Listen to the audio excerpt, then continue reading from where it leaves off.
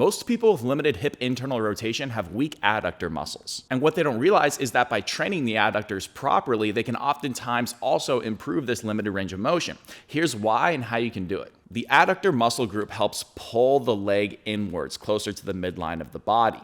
This is one component of creating internal rotation at the hip. Internal rotation requires the femur to slide further back in the hip socket. This is often, but not always, accompanied by the leg moving relatively in. The deeper you are into hip bend or hip flexion and your knee goes in, the more you're going to require the adductors to work in creating internal rotation. A really great exercise that trains the adductors to work in internal rotation is a traditional Copenhagen plank, but I like to do it in a specific way. Now, most people do not have the strength or capacity initially to do a full-blown Copenhagen plank. What I actually like to do is start people in a short lever position where they have their knee resting on the bench rather than their entire foot, and they also have their bottom side knee resting on the ground to give them support. This will allow their adductors to properly be recruited without other muscles working via compensation to help pull them into internal rotation. Now, remember what I said about the hips being bent and the adductors having more leverage to pull us into internal rotation in a bent hip position.